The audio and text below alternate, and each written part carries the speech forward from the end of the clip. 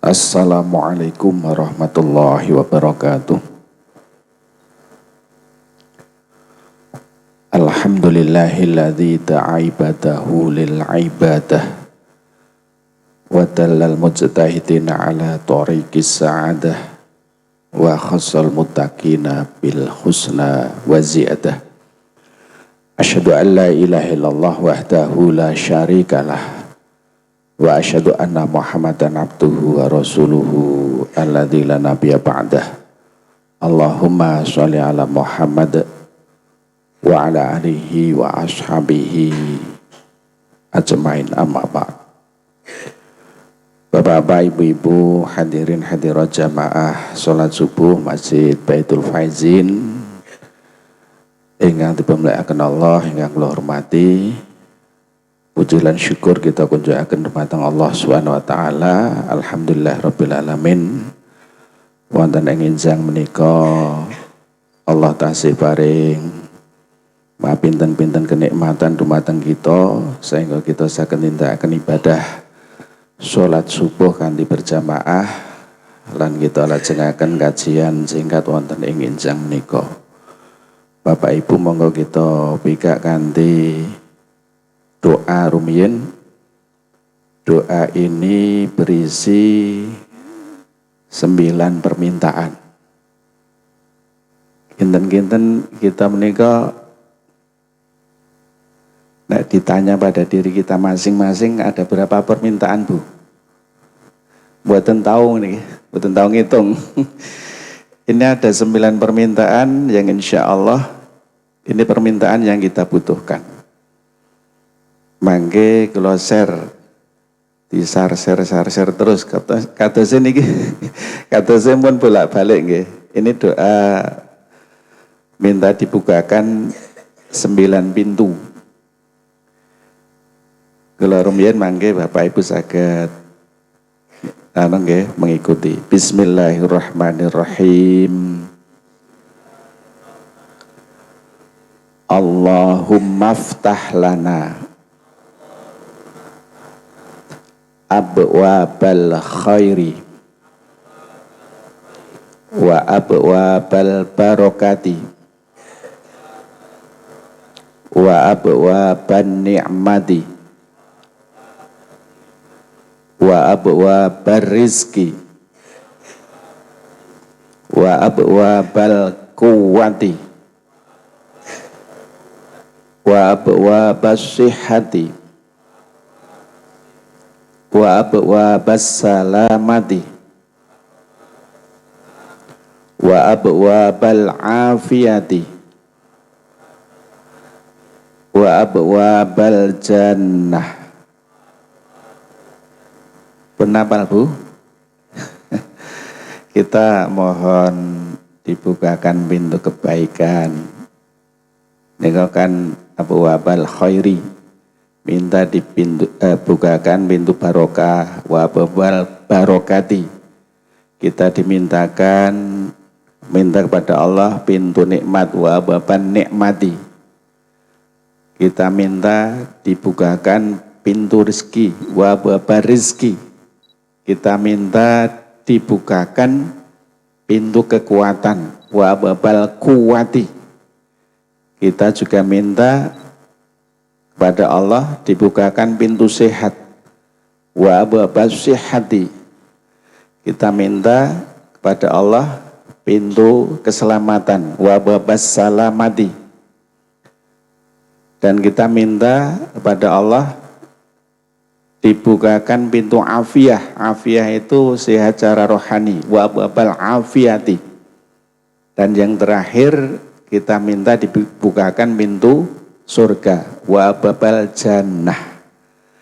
Allahumma aftah lana abwabal khairi wa abwabal barakati wa abwaban nikmati wa abwabal rizki wa abwabal quwwati wa abwabas sihhati wa abwabas salamati wa abwabal afiyati wa abwabal jannah. Mangke kloser nggih. Di-share terus dibuka, nggih, terus dihafalke terus dihapus. Bapak Ibu, Boten kraos kita sudah masuk bulan Dzul Qa'dah.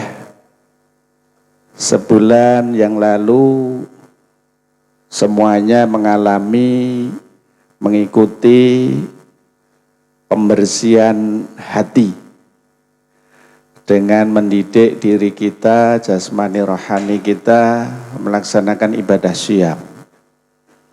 Maka kita teliti kira-kira dari pendidikan selama sebulan itu seperti kondisi apa hati kita.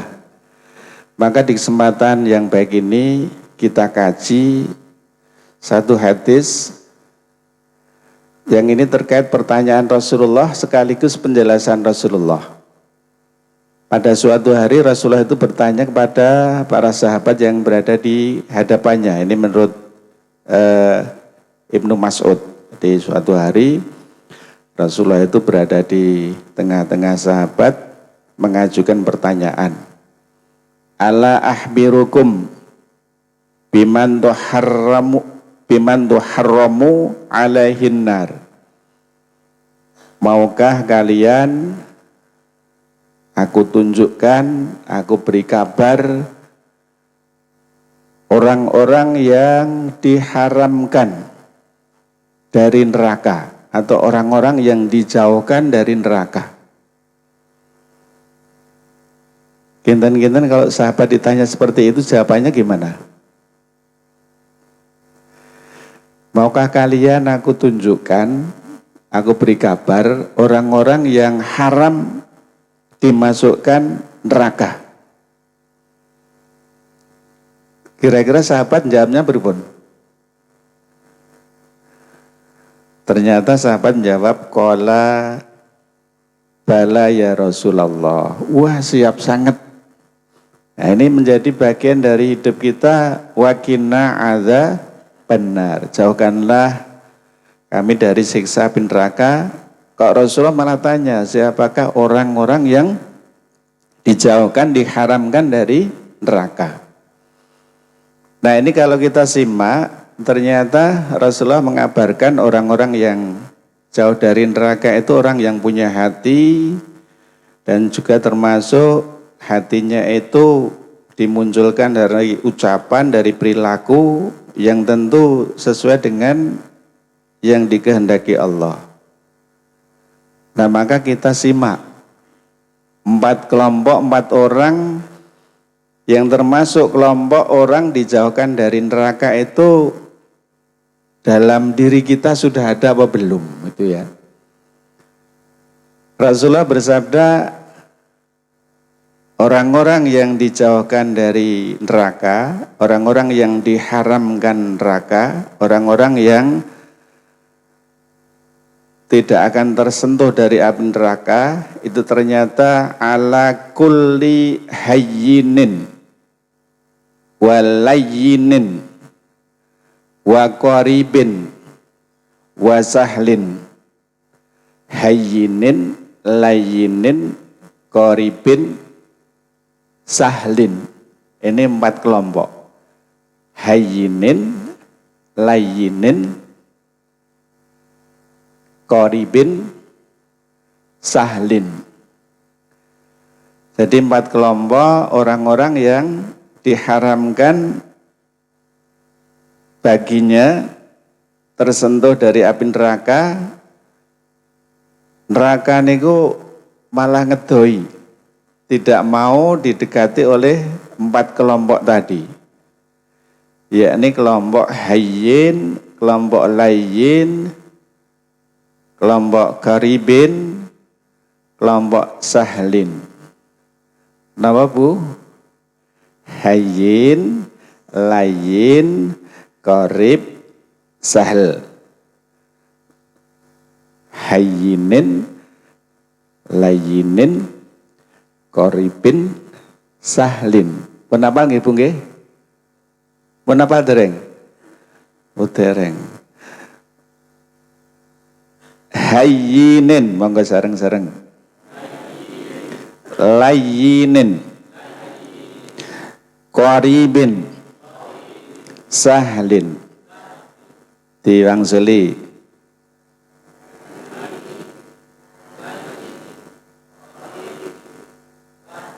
Nggih, mbon apal toh? Monggo kita tutup. Pun ngertos maknanipun maksudipun. Nah, kita teliti. Rasulullah bersabda ternyata kelompok yang pertama yang nanti terjauh dari siksa api neraka itu kelompok hayyinin. Kelompok orang-orang yang rendah hati. Kelompok orang-orang yang tawaduk. Kelompok orang-orang yang tidak sombong, kelompok orang-orang yang tidak suka meremehkan orang lain, orang yang memiliki ketenangan, keteduhan lahir batin, tidak labil, tidak gampang marah, tidak mudah memaki, melaknat, teduh jiwanya. Terus ternyata hayyin itu orang-orang yang tidak sombong. Orang-orang yang senantiasa tawaduk, rendah diri. Nah, kita teliti, kira-kira kita itu selama ini dalam hati kita masih ada enggak perilaku yang meremehkan orang lain, merendahkan orang lain, menganggap diri kita itu lebih baik dibanding orang tadi. Mengkai. Nah, jadi mengkai itu kan menganggapi orang tadi itu di bawah kita lebih bagus. Kono to. Kui to. Jadi dianggapnya dia itu mungkin punya kelebihan dibandingkan orang tadi. Ketika hati kita masih punya perilaku, sikap, sifat seperti itu, ya mungkin masih belum termasuk orang yang hayyin. Orang yang hayyin adalah orang yang rendah hati, orang yang tawaduk, orang yang tidak suka meremehkan orang lain, orang yang tidak sombong. Sombong ini penyakit tertua. Penyakit tertua yang dimiliki oleh iblis. Jadi sombong ini penyakit tertua yang dimiliki oleh iblis. Nah, ketika manusia memiliki sifat sombong, nah ini sudah kena racun dari iblis. Kalau dalam sebuah hadis itu al-kibru izari, sombong atau merasa lebih itu adalah selendangku, ini kata Allah. Karena selendang Allah siapapun yang memakai akan hancur. Yang berhak punya kesombongan itu hanya Allah. Allah itu segala maha. Kalau sampai, bukan Yamaha ya.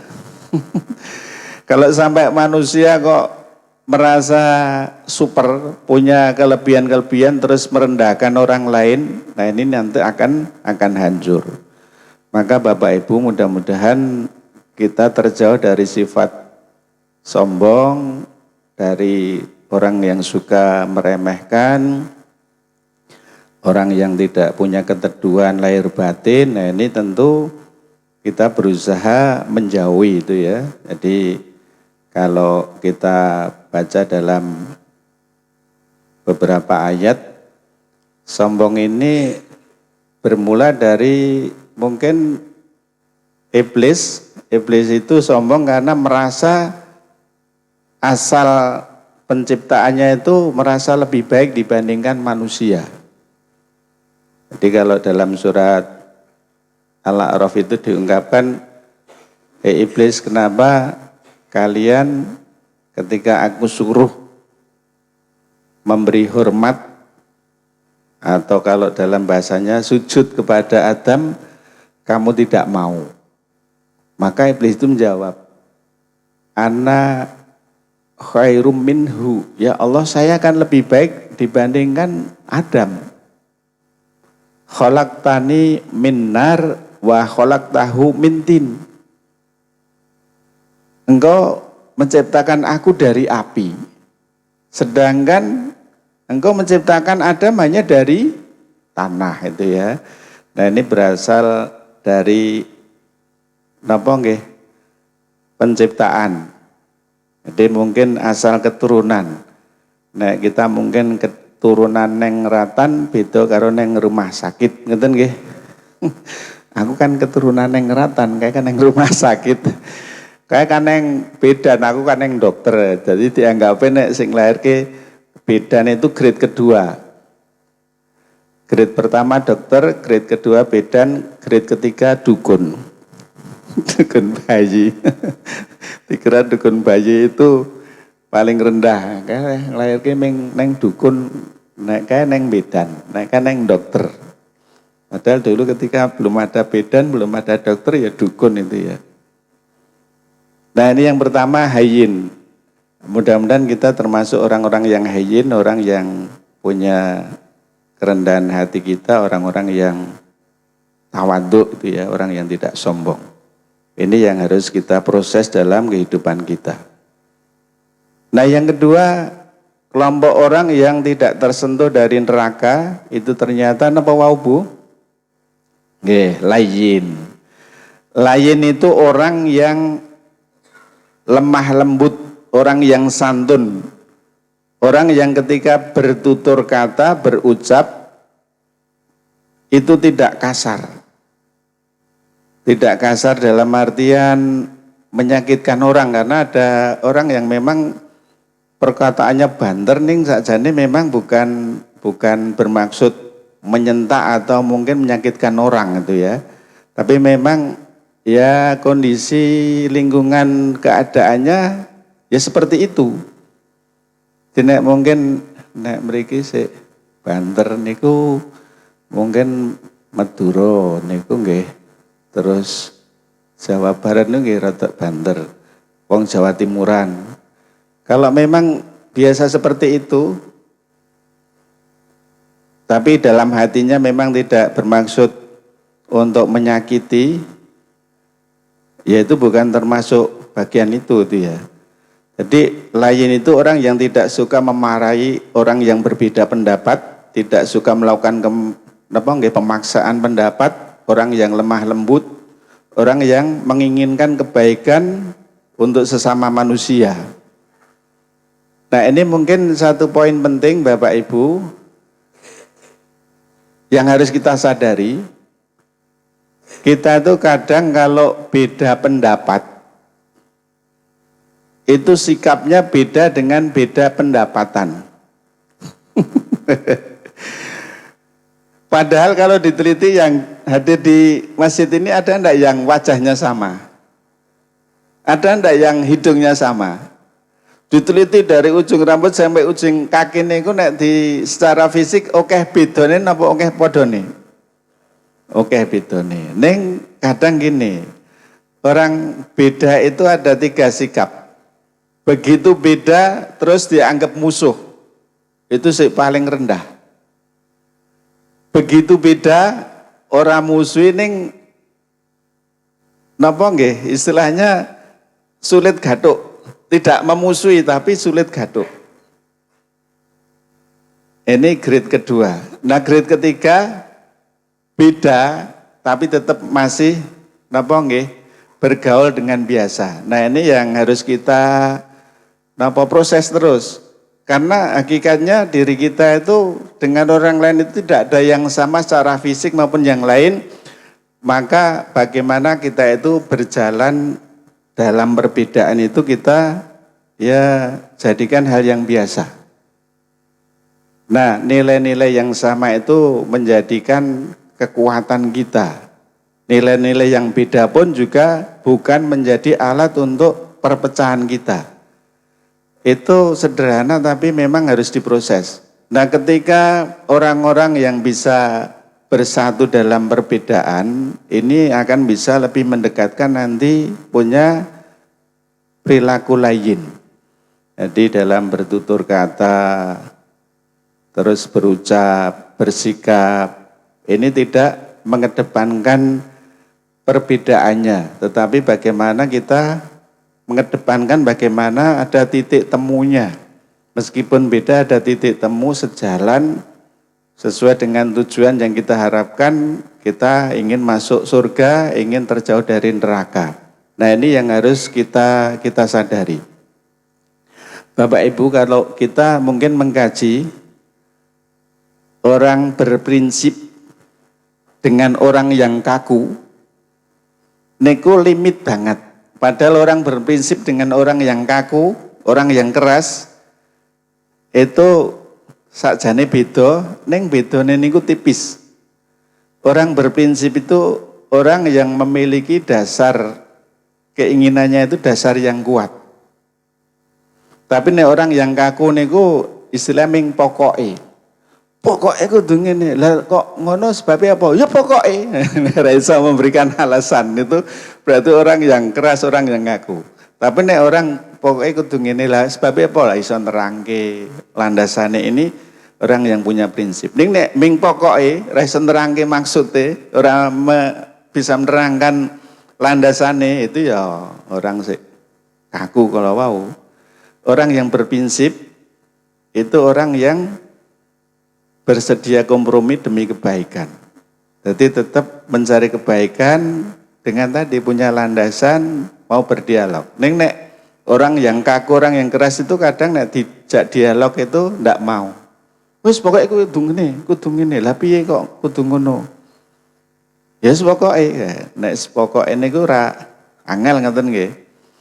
Orang yang berprinsip itu orang yang bisa menghargai prinsip orang lain. Jadi tadi bisa menerima perbedaan tanpa dianggap musuh, tanpa dijauhi, tetap nanti bisa bergaul. Orang berprinsip itu beda dengan orang keras. Orang berprinsip itu memungkinkan nanti kalau prinsipnya dianggap salah itu mau berubah. Nah maka kita teliti kalau kita punya keinginan itu termasuk kita orang yang keras atau orang yang berprinsip itu nanti diteliti. Nah kembali ketika orang itu mau menyadari adanya perbedaan, adanya persamaan, terus bisa melembutkan hati kita dalam bersikap, ini insya Allah menjadi bagian kelompok orang-orang yang lain itu ya. Jadi ini harapannya selain hayyin kita juga punya sikap lain. Orang yang tawadu juga orang yang ramah, orang yang lembut dalam bersikap, dalam bertutur kata. Nah yang ketiga, apa Bu ketiga tadi? Qorib. Qorib teman akrab, teman dekat. Qorib itu dekat. Orang yang akrab, orang yang dekat, orang yang ketika diajak bicara itu ramah, orang yang ketika ngomong niku mudah dicerna, itu termasuk bagian dari sifat-sifat qorib. Qorib adalah orang yang dekat, orang-orang yang ramah, orang-orang yang pandai berkomunikasi, orang-orang yang ketika berbicara itu menyenangkan. Wajahnya selalu berusaha ceria. Niki biasanya guru TK niki bisa menyembunyikan kepedihan, kesedihan hatinya. Kalau ngomah berengat-berengut tuh sekolah gitu tetap di sini senang, di sana senang gitu ya. Nek sedereng nikah golek guru TK mawon nggih ning ben. Ning ngomah nggih Bali berenget terus. Senengnya ning sekolahan. Nah, ketika orang itu bisa komunikasi dengan baik, ramah, grapia, terus berseri-seri, ini menjadi bagian orang yang punya sikap sifat qorib. Murah senyum, bisa selalu menebarkan keselamatan, kebaikan ketika ketemu. Nah, ini ternyata berangkat dari hati. Kayak gini tanggal 6 ramah banget deh. Berarti qoribnya itu sesuai tanggal, ngeten nggih.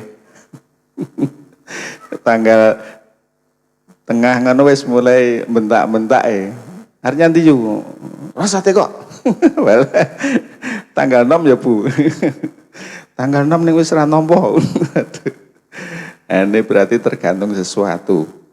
Nah ini kita teliti, jadi mudah-mudahan kita termasuk orang yang qorib. dalam kondisi seperti apapun ya kita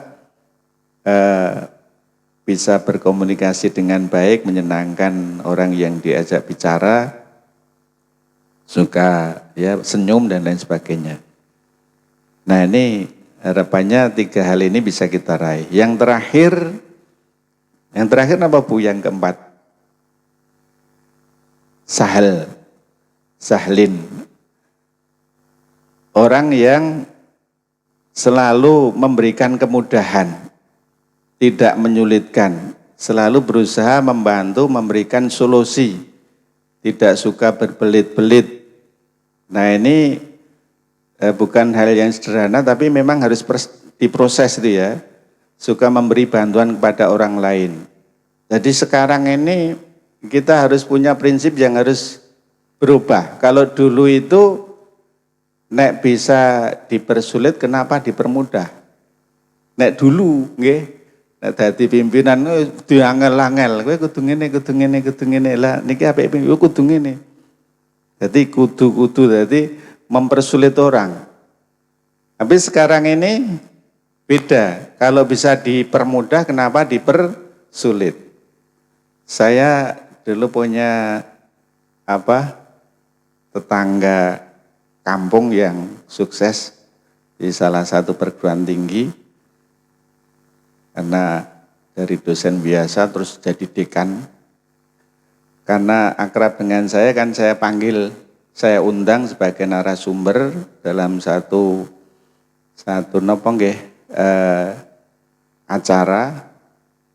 acara seminar yang diikuti sekian guru. Dan beliau menerapkan betul di kantornya itu istilahnya pelayanan itu pelayanan yang prima. Jadi kalaulah ada orang yang datang itu jangan sampai nanti ditunda. Nek dulu sebelum beliau dekannya itu nek jenenge legalisir niku kudu nginep. Betul-betul terjadi dan ini bertahun-tahun. Apa cedak apa adoh niku nek jenenge legalisirnya diambil besok ya. Lah nek kayak ngoten kan si omahe adoh kan mesake kudu nginep teng Jogja ngoten nggih, omahe Semarang, omahe. Akhirnya kan yang mungkin jauh itu dipaketke ke temane, titip agar dilegalisirkan. Karena kan pertimbangan nek nang Jogja mesti harus nginep. Maka ketika beliau itu jadi dekan dipangkas. Jadi birokrasi seperti itu dipangkas. Karena sebenarnya karyawannya itu nek nyetempel atau nyanjok tanda tangan itu tidak perlu berjam-jam. Itu ya saya itu juga berpikir aneh, legalisir 6 lembar itu kudu kon jipuk sesuk gitu ya. Dan itu ternyata bertahun-tahun seperti itu. Maka diumumkan termasuk apapun yang sifatnya tanda tangan beliau, itu kalau beliau di kantor, berapa ratus siap itu ya. Nah ketika seminar itu kan ada sertifikat. Pesertanya kurang lebih 100 waktu itu. Nah, sudah ada sertifikat kan salah satunya tanda tangan beliau biar payu itu kan pakai nama besarnya dekan gitu ya. Profesor, doktor itu ya. Nah ketika saya mengantar ke fakultasnya, ke sekretariatnya, padahal saya sudah WA-an. Bapak lenggah di kantor enggak? Oh iya ada, ini mau minta tanda tangan kan harus melalui pegawainya. Ketika di pegawainya, diambil bincing nggih Pak nggih. Loh, kok besok ini nanti tak umumkan besok itu sudah ngambil pesertanya ya. Nah ini Pak Dekan enggak ada ya. Nggih napa? Padahal saya sudah WA. Niki kadose enten ning sibuk. Sama tuh saking ruangan tak bel. Pak saya sudah di kantor ning suruh ngambil besok. Langsung orangnya turun, diseneni di hadapan saya. Aming tanda tangan kayak gini aja harus datang besok. Saya betul-betul nggih. Nah ini ada perubahan yang betul-betul dirasakan oleh banyak orang itu ya.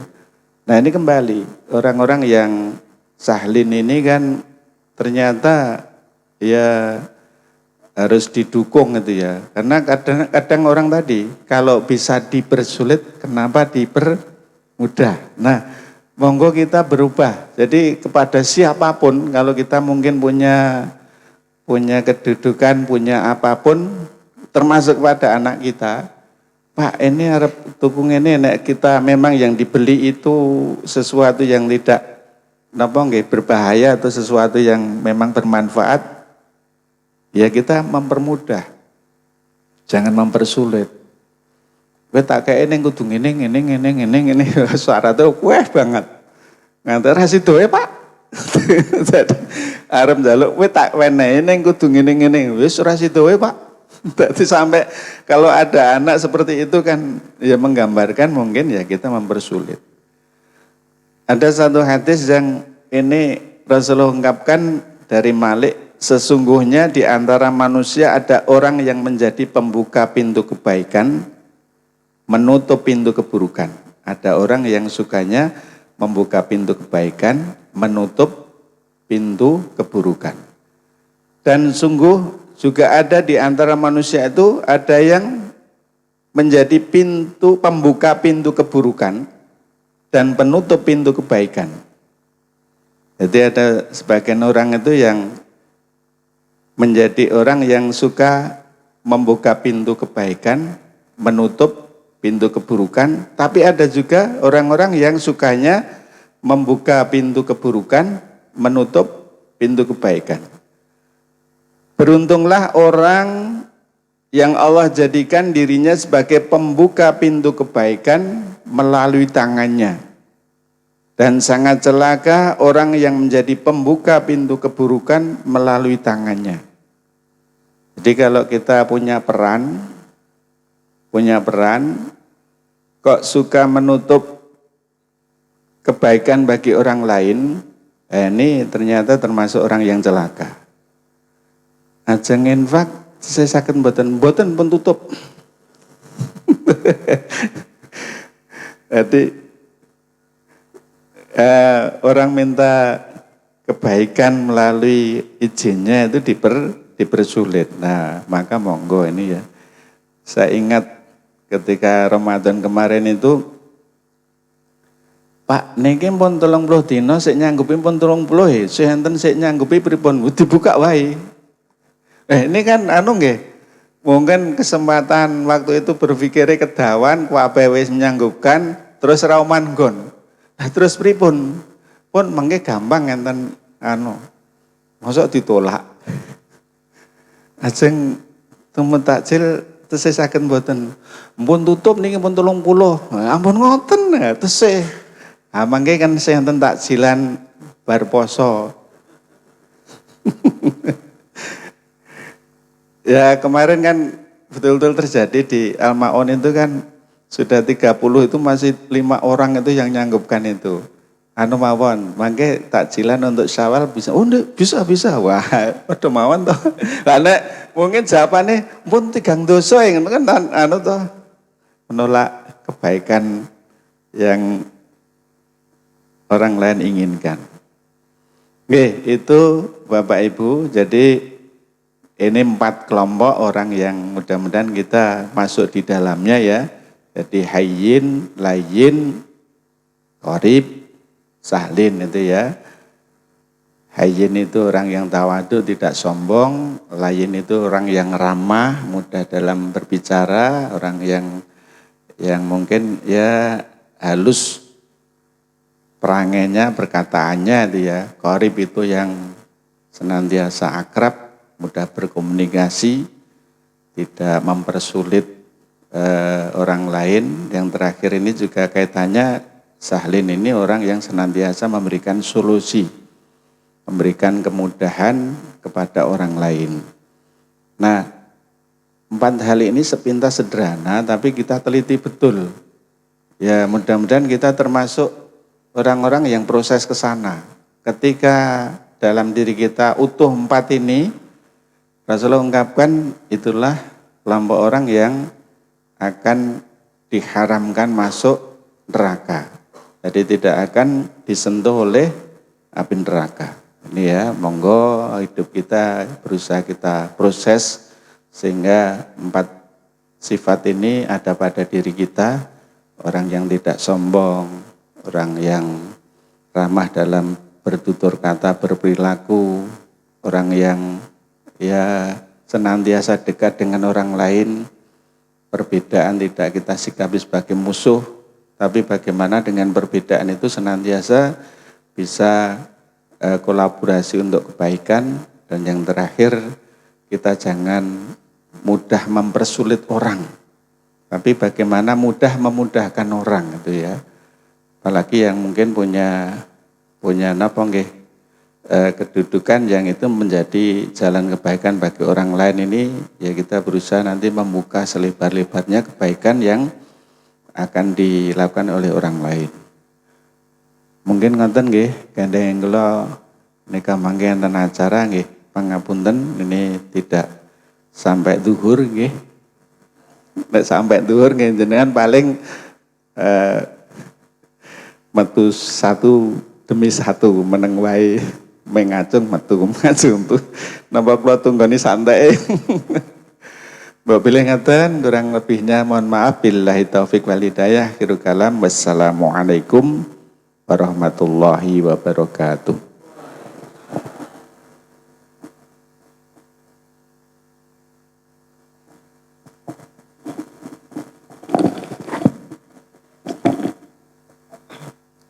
Cek.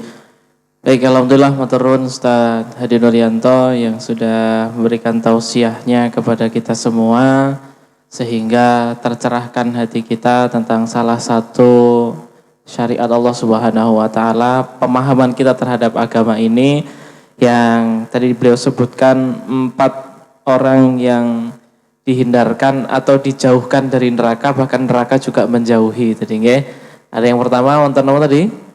Hayyin, orang yang rendah hati. Kemudian layyin, orang yang lembut ya, ramah. Kemudian qarib, orang yang mudah dekat, mudah akrab gitu nggih. Kemudian yang terakhir nama tadi sahlin, orang yang memudahkan urusan orang lain gitu ya. Kalau bisa dipermudah kenapa dipersulit gitu ya. Nah, birokrasi pemerintahan kita mudah apa sulit, Bu? Wah, di Sleman saya mudah ya, Bu. Alhamdulillah Sleman itu jos. Ya kita pikirnya positif dulu gitu. Masalah kenyataannya seperti apa gitu, kita doakan. Baik Bapak Ibu sekalian, selanjutnya izinkan kami mengumumkan beberapa hal. Yang pertama, total infak pada subuh kali ini sejumlah Rp255.000. Alhamdulillah kami ucapkan jazakumullah khairul jaza kepada jamaah sekalian yang ikut andil dalam kegiatan gerakan subuh berjamaah yang alhamdulillah masih bertahan sampai dengan saat ini. Alhamdulillah. Kemudian beberapa hal yang ingin kami umumkan untuk sarapan nanti ada bakso, semoga bisa dinikmati bersama-sama. Kemudian untuk berbagi umroh, Bapak Ibu sekalian, total saldo belum kami hitung lagi, sekitar 5 jutaan Mas ya. 5 jutaan, kemudian semoga semangat kembali untuk memupuk semangat dalam berjamaah di Masjid Baitul Faizin. Semangat finjer-finjernya juga, kami membuka kelas tahsin untuk bapak-bapak setiap malam Kamis, setiap malam Kamis, setiap ba'da maghrib. Semoga karena nanti nek seri lah, nanti ujiannya salah satunya tahsin, harus bisa baca Quran yang baik dan benar. Nah nanti yang bacaannya paling bagus yang berangkat duluan. Nah maka dari itu, untuk yang ibu-ibu pripun Ustaz? Kayaknya sebagian sudah masuk grup tahsin nggih? Iya, alhamdulillah. Makanya yang perlu diperhatikan tuh bapak-bapak. Bapak-bapak makanya, dan ini untuk umum juga nggih, untuk umum juga kelas tahsinnya sama saya insyaallah di setiap malam Kamis, Rabu malam Kamis insyaallah. Itu setiap habis maghrib nggih sampai isya insyaallah. Itu Bapak Ibu sekalian yang dapat kami sampaikan. Terima kasih. Kami cukupkan, kami akhiri wabillahi taufiq wal hidayah. Kita tutup dulu dengan baca hamdalah. Alhamdulillahirabbil alamin dan doa penutup majelis. Subhanakallahumma bihamdika asyhadu an la ilaha illa anta astaghfiruka wa atubu ilaik. Terima kasih. Saya tutup, saya akhiri wabillahi taufiq wal hidayah. Wassalamualaikum warahmatullahi wabarakatuh.